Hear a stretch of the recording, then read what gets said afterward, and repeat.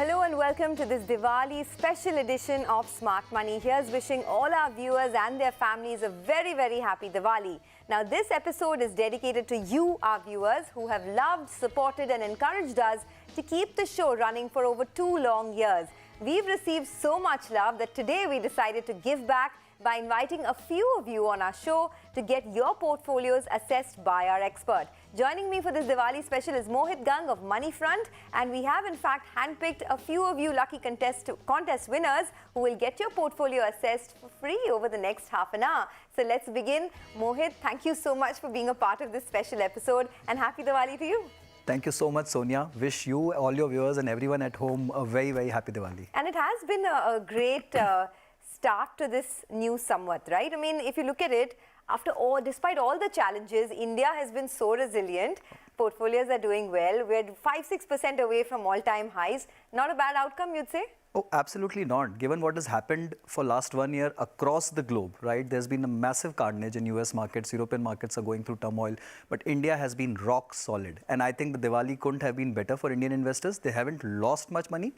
You can argue they haven't gained too much for last 1 year, but overall, I think the portfolios are in great shape and it's looking all very, very rosy and very nice for the years to come by. Okay, on that optimistic note, we've decided to invite a few of our contest winners, and it's going to be an exciting time. Let's not waste any time, get our first viewer on board, Raunaq Raje. He's right here with us in the studio, so let's welcome him. Raunaq, please join in. Welcome to our show, Raunaq. You are one of the lucky contest winners, and tell us a little bit about yourself. Before we start assessing your portfolio, what do you do and why are you here? I am a media professional. I've been working for the last 14 years, and I've been building a mutual fund portfolio for almost last 13 to 14 years. And I love to travel. I love to explore new places, and that's my passion. So I really believe in Robert Kiyosaki's principle of that the money should work for you instead of you working for money. And that's the reason I've started building my portfolio. I understand that your investment goal is to buy a house in the next 7 years and of course plan for your retirement. You're 34 years old. Tell us a little bit about your portfolio and then we'll sort of start the assessment. Right. So basically, as I said, I started building my portfolio over the last 13-14 years ago. The first goal was actually to mitigate my tax, from the taxation purpose. So that's the reason I have predominantly invested in ELSs, tax savers, etc., which has given me that sort of an edge and helped me sort my ATC. But beyond that, I think I've just tried to ensure that I distribute my funds across 3 to 4 funds, which will help, like they say, that do not put all your eggs in a basket. So that's where I've tried to build like a balanced fund through these 4 funds that you see. Okay, Mohit, you want to take over? The expert takes over and tells us what's good, what's bad about his portfolio. And the good part is, he told us earlier that he started at a really young age, right? At the age of 18. So the power of compounding is working for him, but you take over. Sure. I think, Raunaq, congratulations, first of all, for starting so early. You're 34 and you started at 20, that means, right? But just to take from where you've given us a brief about your portfolio. Look, Raunaq, you've said that I've not put all my eggs in one basket, but once you have a closer look at your portfolio, it actually looks like that all your eggs are in one common basket. Okay. And why do I say so? Because, Sonia, if you go through his portfolio, all the 4 funds which he has are ELS schemes, which are tax saving schemes, right? Now, by default, there are few fallacies to this entire thing. You obviously get to save tax under Section 80C, right? So an ideal allocation in a tax saving plan is limited up to 1.5 lakhs a year, beyond which you actually don't need. Even that allocation should be restricted by the amount of PF which would have been getting deducted from your office salaries, or if you have some insurance component in something. So do ELSs only to an extent that you actually require, beyond which it actually won't serve much purpose in your portfolio, right? Plus it's logged in for 3 years. You should ideally try and incorporate more large cap in the portfolio. So there's not a single large cap fund in his portfolio currently. He can go in for a flexi cap or a multi cap fund in his portfolio. And so ELSs by design will have a combination of all these 3 components, but again, to properly allocate the assets, one needs to have a large cap fund, one needs to have a flexi or a multi-cap fund, and then depending on the risk profile, if you really can take risk, and as I see your time horizon is really long, right? So you want to plan for retirement, and even the house objective is 7 years down the line. So you can also go for a mid cap or a small cap allocation, depending if you can. If someone doesn't have the time, the bandwidth to sort of invest, do their own research, I know you like index funds. I do. So if he wants to invest, is that the route to use sort of passive funds? And if you just can give him a broad outlook on where all he can park his funds. Totally. I think bang on, Sonia. So to start with, what he can do is he can incorporate a Nifty index fund in your portfolio, right? Okay. So that's fairly simple to be done, and you don't have to then track it. Right. Just buy it and forget about it, or keep adding through an SIP mode. Right. Buy a Nifty index fund, and you can go for a Pru ICSI Nifty index or a Tata Nifty index or an IDFC Nifty index. They are more or less similar. Just go with the one which has the lowest expense ratio, and I think that should serve your purpose, right? So having that actually gives a good stability in your portfolio. It gives you an exposure of all the good blue chip stocks in the country. Right. All the good names in the country today, the top 50 companies will be then a part of your portfolio. Because it's already curated. Absolutely. And it keeps rebalancing in an automatic way. Every June, every December, the Nifty rebalances. Dud stocks go out of Nifty, the good ones come into Nifty. So the auto rebalancing keeps happening. It's the lowest cost product, and you technically can't go wrong in it. So as and when you get an opportunity, keep adding into your index fund, and that should, just one single fund should serve the purpose. Once you want to expand your portfolio, that's when you should incorporate either a flexi cap or a multi-cap fund. Okay. You can choose an Aditya Birla Sun Life multi-cap fund, or a Pru ICSI flexi cap fund, or a UTI flexi cap fund. Having that will give you a good dynamic mix of a mid and small cap also in the portfolio. And then as your risk appetite increases, as your overall corpus increases, you can then start having a mid and a small cap fund also in the portfolio. Okay. Okay, the last 5 years, if you look at it, the tax saver funds, of course, it helps you save tax, but it doesn't do much, right, Mohit?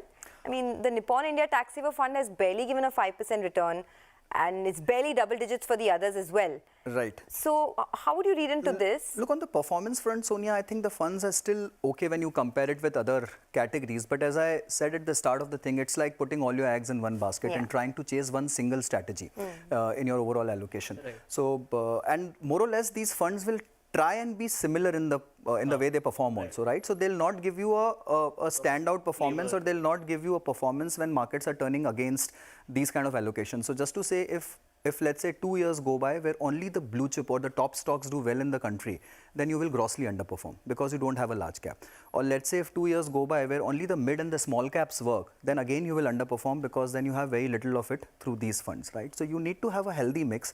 You need to have a combination of all the funds, and that's the right way to go with. Just select one tax saver in it, keep adding on to it, or maybe 2 at best, and then remove the other 2. Well, Raunaq, thanks a lot for joining us. All the best with your future investments, and thanks for being a part of Smart Money. Well, our next viewer is joining in all the way from Bihar. We have Deepak Kishan, who is a businessman. He's around 30 years of age, and he's joining us on the show. Deepak, thanks a lot for being with us. Happy Diwali to you, and tell us, why do you want your portfolio assessed? Yeah, thank you, Sonia. I want my portfolio to be assessed so that, to build a long-term portfolio and fund my own business venture, to build a corpus, basically. So yeah, that's the main objective. And my portfolio comprises of mutual funds and NPS Tier 1 scheme, and not a big amount, only amount of around 1.5 lakhs in equities. Sure, sure. Okay, we do have your portfolio, Deepak, and I must say that it's way too many funds for someone like you, right? Correct me if I'm wrong, Mohit. These are too many funds for him. He'd rather sort of consolidate his portfolio a bit, but you're the expert. Oh, absolutely. First of all, Deepak, congratulations for starting and planning your portfolio, right? And basically, look, I think what Sonia is saying that deserves merit, and it has to be considered. Once we see your portfolio, though we don't have the actual values, but there were around 15 odd schemes and SIPs running in 15 odd schemes. If you see some of your allocations, those are very, very minuscule. Even if they double or triple or quadruple from these levels, they won't make an overall impact on your portfolio, right? So I think, let's say, just take an example. There's a scheme in your portfolio where you have an SIP of as low as 150 odd rupees, right? Now, even if that scheme were to burst out in performance, it could be a chart buster. It will just not impact you. And Sonia, I think I need to just make one very important point out here, and that's a very famous saying from Warren Buffett. Where you invest is 1x important. When you invest is 10x important, but how much you invest is 1000x important, right? So it is not always about what you are buying and when you are buying, it's also about how much you are buying. What's the amount of money you're putting to work behind a particular bet, behind your own conviction? That'll determine how much you actually end up making in the long run. So what's the optimum number of funds one needs to have, right? I mean, is it 5, is it 10? Because he has 15 funds, and I take your point, like, you know, it doesn't merit, you may not grow your wealth at all in such a situation, but 5 funds is good, less than that? I think 5 to 10 is the best possible combination. And the combination should be such that, Deepak, you have one large cap fund in your portfolio, which could be an index fund. The good part is you already have an index. You've shown good conviction out there. Your selection of schemes is very nice. Let me just tell you. One good part is, so you have your index, you have your multi-cap or a flexi-cap fund. That should be one good allocation. You have a mid-cap, you have a small cap, and you have a balanced fund. That's good enough. It'll give you an exposure across the stock universe. It'll give you an exposure of all different kinds of market capitalizations, different kind of trading styles of fund managers and everything. And then you have debt. The good part is, Sonia, and I think of all the portfolios we've seen, Deepak is the only guy where I see a 20% allocation to debt funds also, which is extremely good and commendable, right? You should have some portion of portfolio into debt funds as well. But despite, he's really young, so don't you think he should be a bit more aggressive in equities? I was just about to come on that point.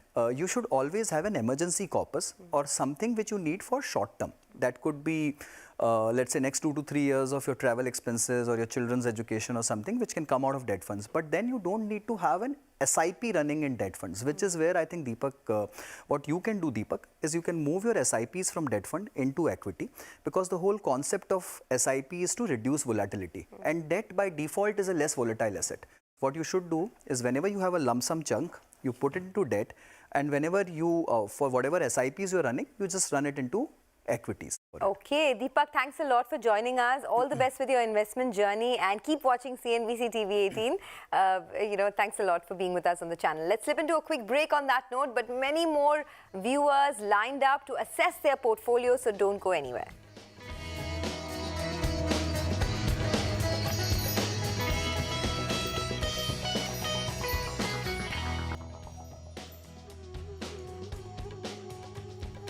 Welcome back to this Diwali special edition of Smart Money, where we've invited a few of our select viewers to get their portfolios assessed live right here on Smart Money. Our next investor joins in. Hemal Mehta is here with us in our studio. He's an avid viewer as well as an investor. Hemal, please join in. Thank you, Sonia.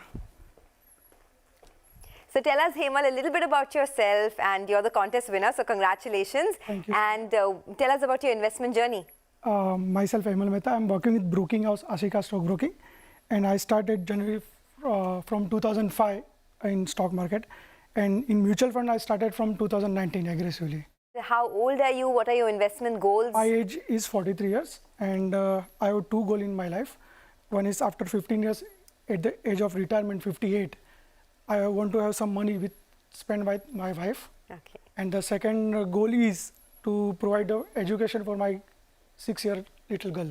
Okay, I think all of us have common goals, right? All 3 of us. Yes. Retirement and our child's education. Yes, so take it away. Let's see your portfolio. Let's get it first up on board. And then, of course, the expert will take it forward. Mohit, over to you. All right. Hemal, thank you very much for sharing your portfolio. The funds which you have selected are good. The fund houses are also good. But you've highly concentrated your portfolio, yes, right? So it's only Mirai and it's only Parag Parikh. They're just 2 players in your team, right? And as I said, you can't have 15, 20 players. That was for our last guest, but you can't also have just 2 players running your entire team. So you need to just broaden up the entire horizon a little bit.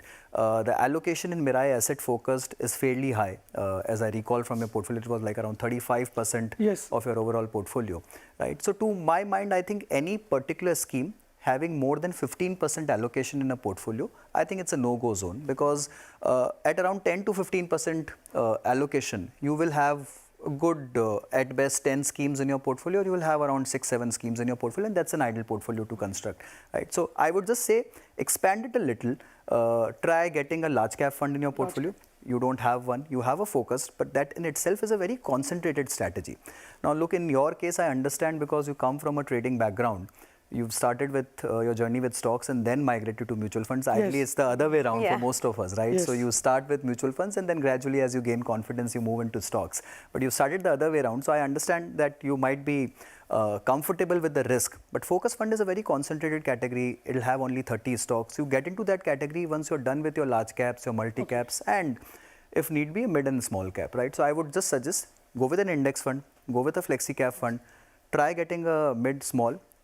By default, if you incorporate this, the overall percentage allocation of the other categories will reduce. But do you want to do an assessment of how his funds are doing at the moment? I mean, compared to say, you know, a 5-year or 3-year average, how do the funds look? Absolutely, absolutely. Look, so Parag Parekh Flexi Cap, I'll come to that. It's been a rock star, rock solid fund for many years. Rajiv Thakkar has done a great job, fantastic job. And I think one of the great part about the performance of the fund was it had international exposure much before any other scheme could possibly fathom that international exposure will create that kind of an alpha in a portfolio. So they've always been carrying that 20 to 30% international exposure. Because of few regulations of late, the exposure has come down now, and the performance has also been okayish for last 6 months to a year, but it's a great fund to hold in the portfolio. Tech saver, obviously you need to have one tech saver for your ELSS purpose, so that's fine. Again, you don't need to have 2 tech savers, right? And you can just consolidate between one. Now, Mirai Asset Focused honestly has not been a great performer in that category. If you assess the fund against the peer group and the benchmark also, it's been a little bit of a wobbly performance for that, but as a fund house, they've done great work. Right, Nilesh Surana continues to do great work, though he's not the direct fund manager for the scheme, but as a CIO of the fund house, I think he's had a great track record. Especially the emerging blue chip fund of theirs has been a rock solid fund. But again, my recommendation here will be you hold. Don't continue to increase the allocation in this, and try and incorporate new funds, perhaps an index fund and maybe a multi-cap fund in your portfolio. All right, Hemal, thanks a lot for joining us and all the best with your investment journey. Thank you. Well, our next viewer is joining in all the way from New Delhi. We have Jaganmeet, who's with us on the show. Jaganmeet, thanks a lot for being with us. Happy Diwali to you and welcome to CNBC TV18. Go ahead, tell us a little bit about who you are and what is your investment journey. Hello, ma'am. To you also, happy Diwali and to Mohit sir. I am a second officer sailing on merchant ships since 2009. And I have been investing in mutual fund from 2018-19 onwards.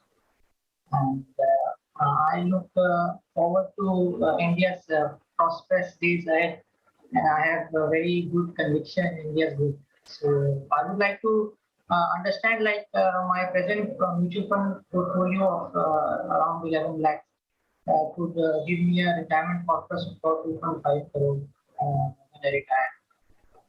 It's a very, pointed plan that he has in place. He has a portfolio of 11 lakhs. He wants a retirement corpus of 2.5 crores. And here is his portfolio. He's into index funds. He's just 34 years old. So go ahead, Mohit, your view. I think I like the choice, honestly. You've taken a Nifty 50 and you've taken a next Nifty 50. So you've gotten the top 100 names in the country. Those are a part of your portfolio. You can't get it better. You can't get it all right, right? I think you just need to ladder down a little bit. You just need to come down this ladder in terms of market capitalization. The 2 funds are great. Continue to hold them as long as possible, and you can just sleep over it, right? You being in Merchant Navy, I'm sure you travel a lot.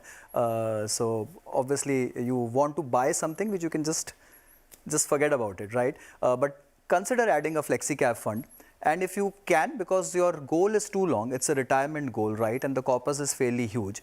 I would suggest you need to go down into the mid and small cap categories also, because those are the funds which will give you a little extra return over a longish period of time than what your large cap portfolios will give you, right? So add a multi-cap, add a mid and small cap fund in your portfolio.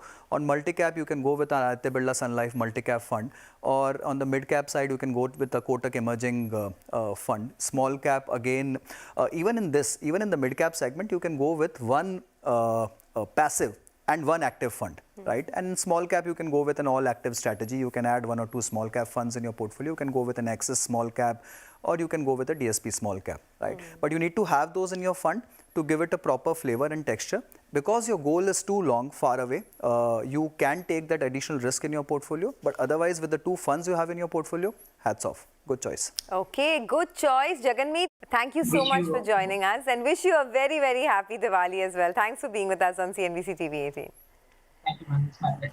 All right, with that, we wind up another edition of Smart Money. Thank you so much for writing to us, sending us all your portfolios. Because of paucity of time, we couldn't take all of them up on the show, but we'll definitely do another edition of your viewer portfolios getting assessed live on CNBC-TV18. Mohit, always a pleasure. Happy Diwali to you, and hopefully we'll celebrate many more Diwalis together here on CNBC-TV18 and many more prosperous ones. Absolutely. I just loved the format today, Sonia. So, and wishing you, all your viewers and everyone at home a very happy Diwali. Thanks a lot. Thank you so much. And thank you viewers for joining in as well. Have a great weekend.